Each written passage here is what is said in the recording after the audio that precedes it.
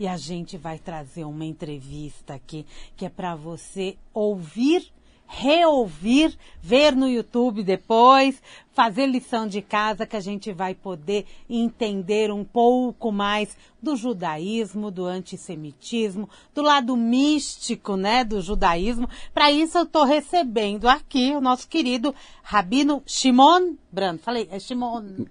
Boa tarde. Muito prazer em Revela, tudo bem? Igualmente, viu, Graças a Deus, Rabino? que bom. Muito bom tê-lo aqui conosco. O Rabino Shimon Brand, ele é um especialista em filosofia judaica e mística. É adepto do movimento Hassídico Chabad Lubavitch. Eu deixei para ele falar, porque eu posso errar.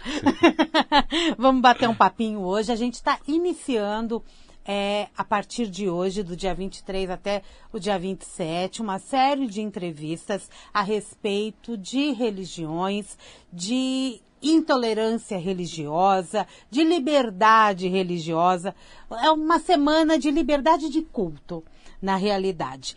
Porque no sábado, dia 21, foi comemorado o Dia Mundial da Religião e também o Dia Nacional do Combate à Intolerância Religiosa. Estamos no ano de 2023 e ainda nos deparamos com situações assim, né, Rabino? Sim. De intolerância. Eu acho que está na hora da gente informar mais, é o trabalho que o teu movimento realiza, né, nas redes sociais, em palestras, em aulas, etc., para a gente trazer, no caso aqui é o judaísmo, as outras religiões também, que vai ter que chegar uma hora que todos nós vamos ter que nos dar as mãos, né? Claro, claro. E rezar juntos. Claro.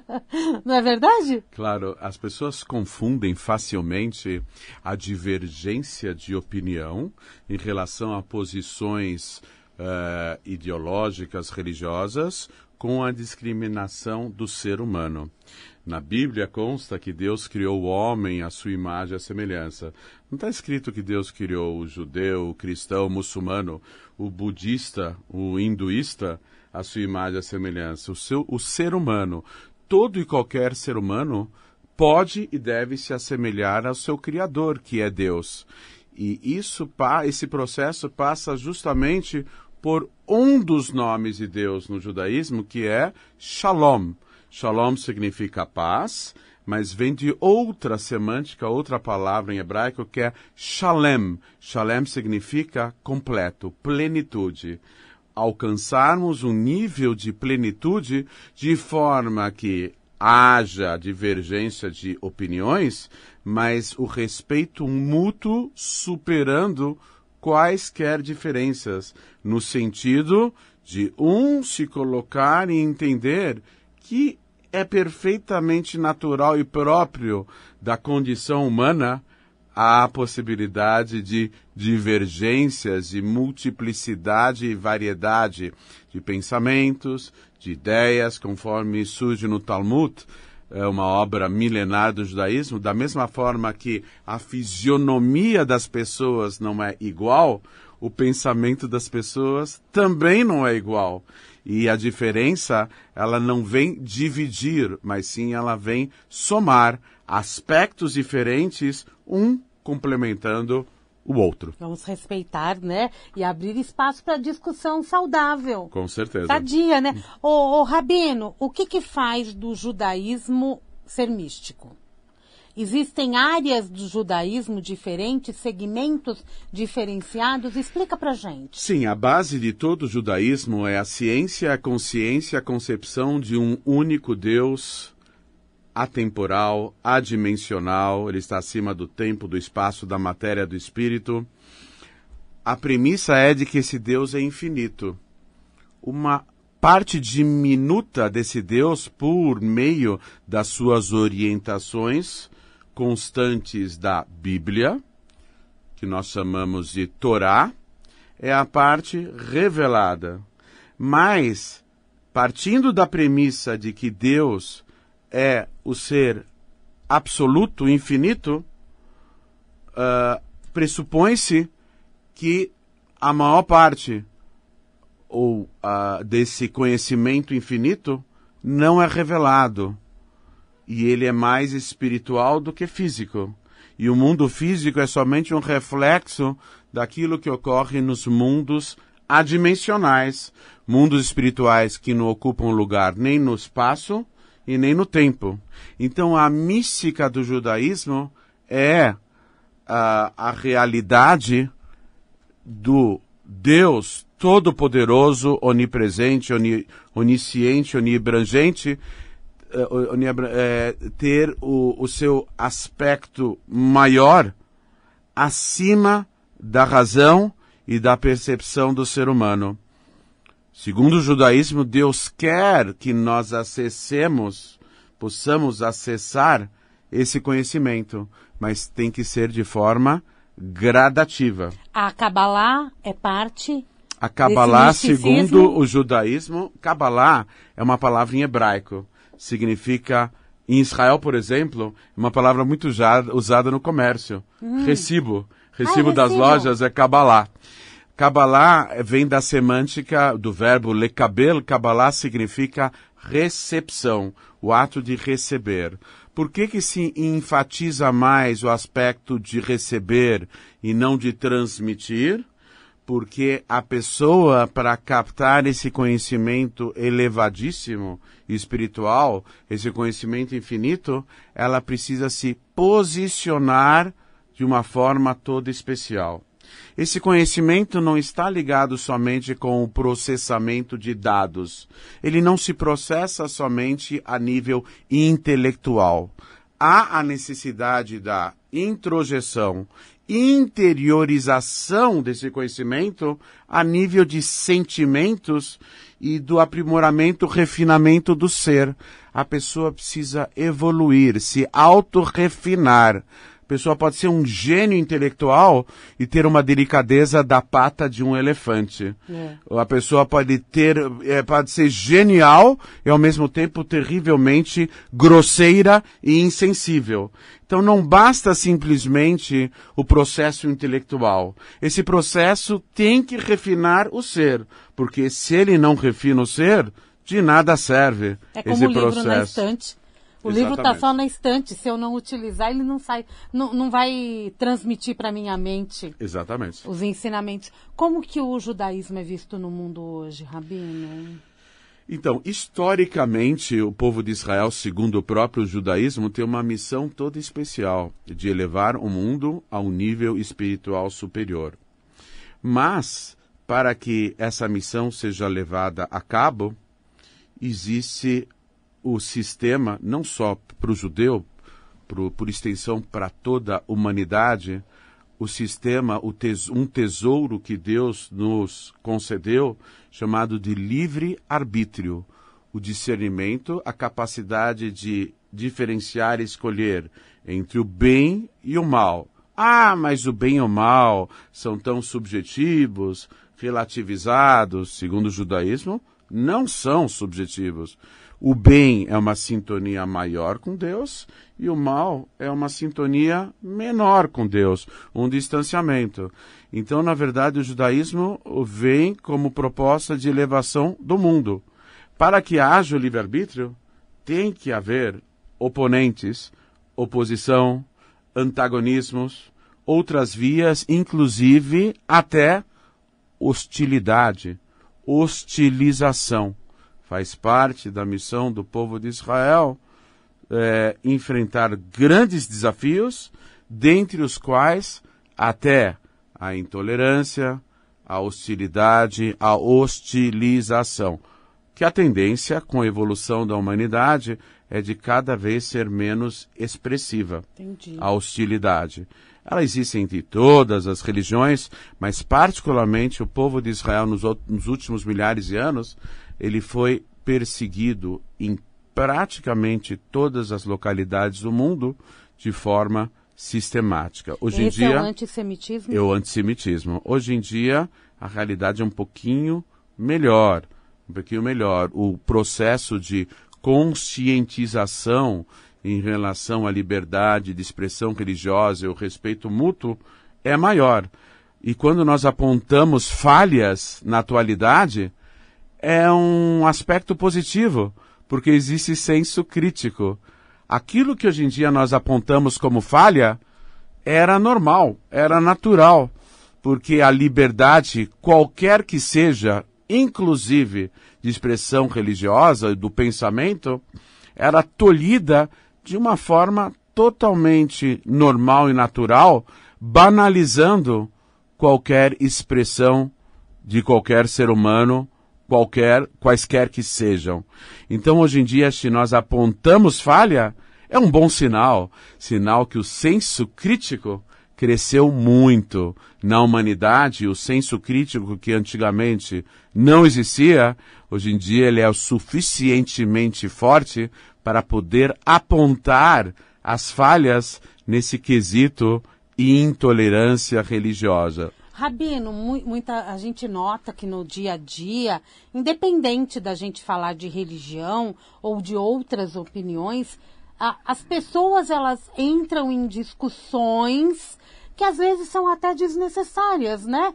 E isso também é parte desse senso crítico que nós temos?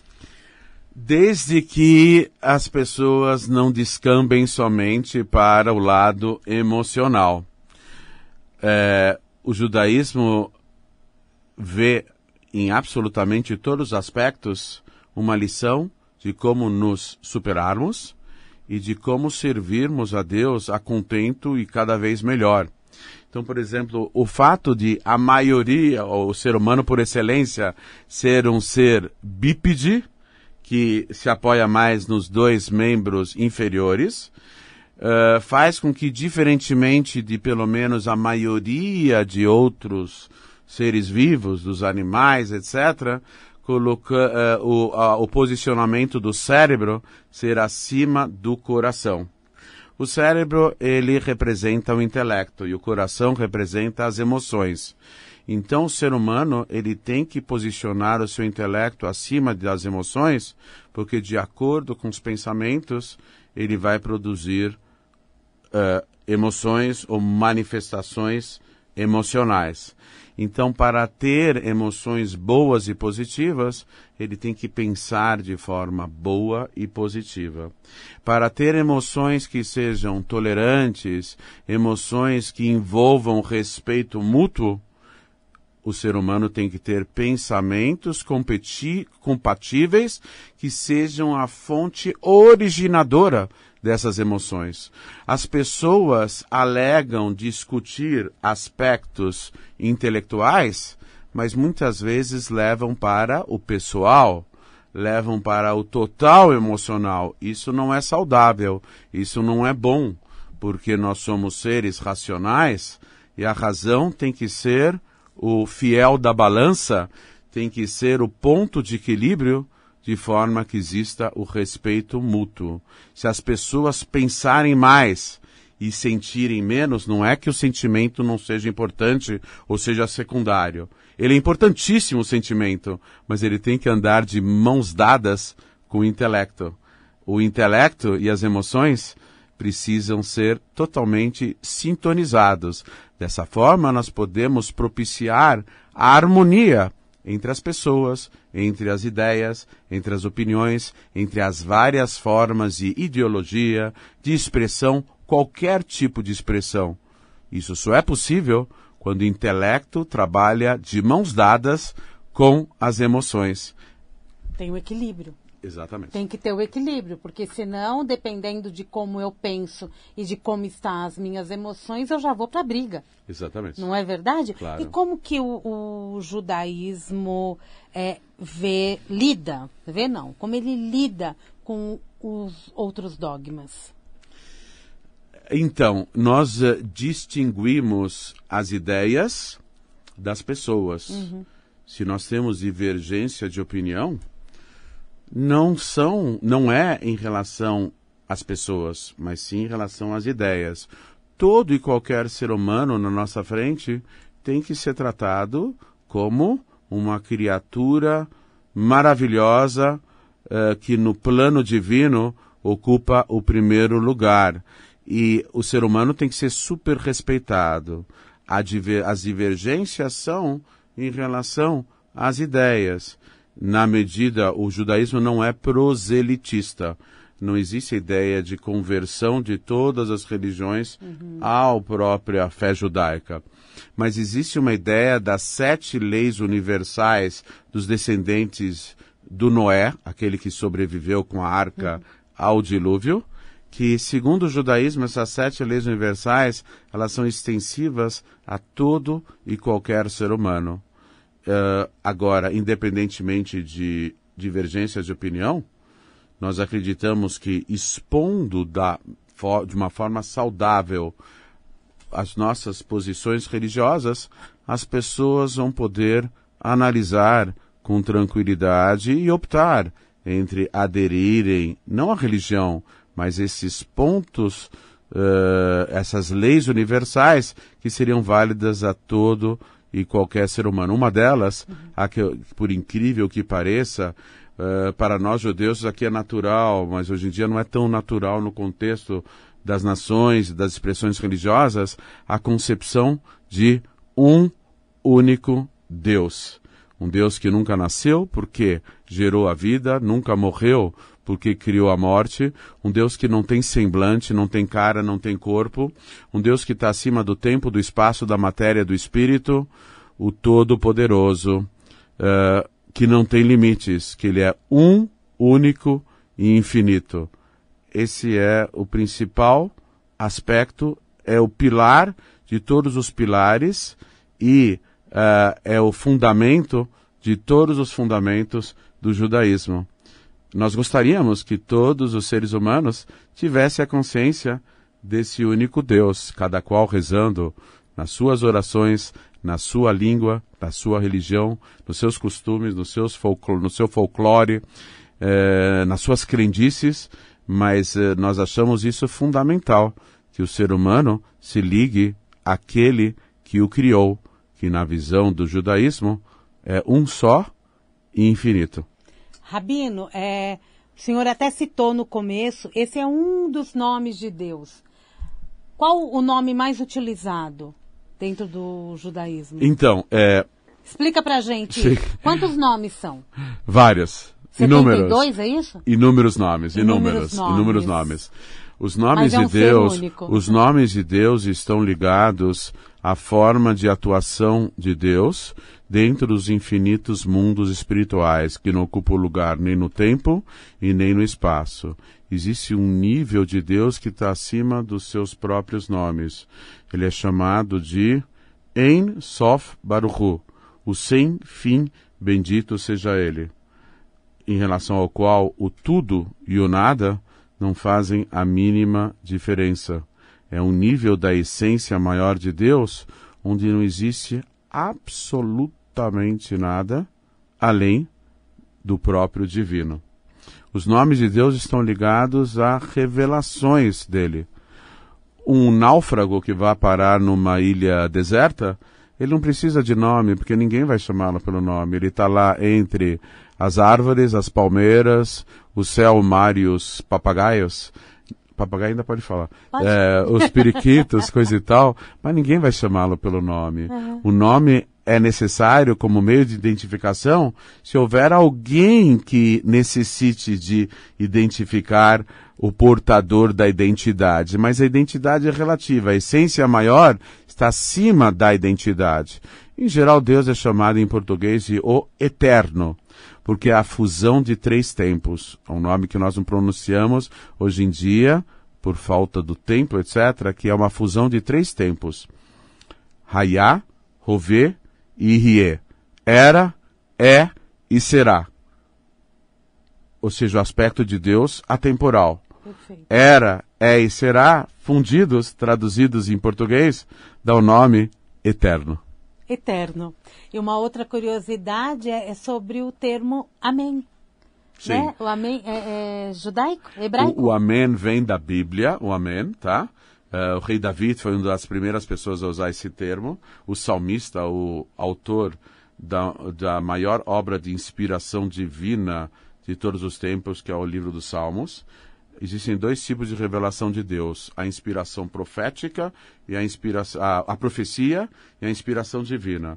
O maior expoente da profecia é Moisés, Deus falava com Moisés, tete a tete, face a face. Face to face, em hebraico panim el panim, como está escrito na Torá.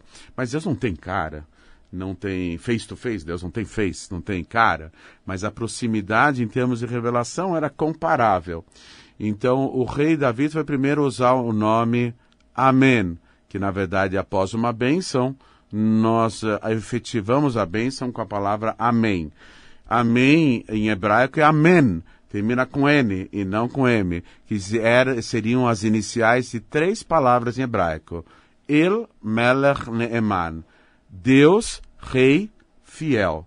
Tem outras explicações, Amém significa é verdade, é uma forma de efetivação de um fluxo espiritual que vem revestido sob forma de palavras e frases que concentram intenções que são chamados, em geral, de bênçãos. Perfeito, lindo, né? Gostaria dessa explicação. Entre tantas outras questões que eu gostaria de fazer, mas a gente não vai ter tempo e eu não quero deixar de citar aqui. As suas redes sociais são chamadas, tanto no Facebook como no Instagram e no YouTube, de segredos cabalísticos. Esses cabalísticos são a base do movimento rachídico? Os segredos cabalísticos são conceitos muito elevados que nessa geração, que nas palavras do líder máximo da nossa geração, o rabino, o santo rabino Rebbe de Lubavitch, nós somos a última geração do exílio e a primeira geração da redenção, onde o tão esperado Messias, que os judeus ainda estão esperando, aquele que será o último soberano da casa real de David e que tem como grande empenho e trabalho e função, além de liderar o povo de Israel, pacificar o mundo inteiro e induzir o ser humano a servir o único Deus. Então, ele diz que esse grande líder procurou nos conscientizar que essa geração haverá de recepcionar o último Redentor, que seria o Messias. E o Messias vai ser um interlocutor, um homem de carne e osso. Mas, subsequentemente, quem vai se revelar no mundo é o autor da obra, que é Deus. Aquele que não tem cara, não tem imagem, não tem corpo, não é um ser humano, segundo o judaísmo. Deus, o Todo-Poderoso e Infinito.